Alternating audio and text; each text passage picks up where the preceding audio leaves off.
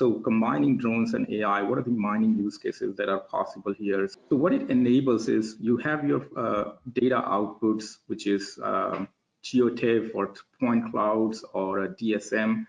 But now the AI layer can inject and you can easily analyze automatically where the issues are. And one of the quickest ones is the haul road assessment.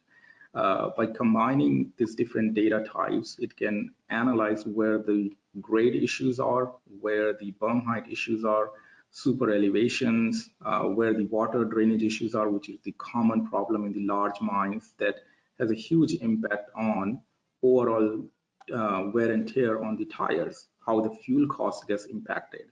But now you can bring that machine data and layer on top of the drone data to see how to optimize it. So now we can really nail down which are the areas that are impacting the most on our day-to-day operations and where the marginal improvement we can make on the road improvements here. So staying compliance, staying safety is one of the key things, but also how can we reduce the cost of loading and hauling and make our routes much more better on a day-to-day scenario here. So it is all automated. It is all fully, the reports are also automated.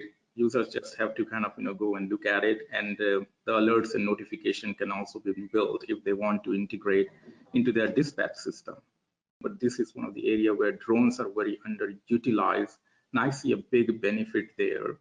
But then the manipulation of data, this is where the majority of the challenges are. So again, AI is a very useful tool here where you can train a lot of data sets to understand where the slope displacements are and the risk factor is.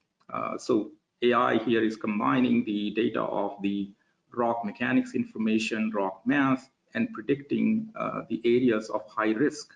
So not only it's giving the true traditional or more kind of empirical related information, but also it is using the past and historical data of how the displacement will occur and combining that to predict the risk factor.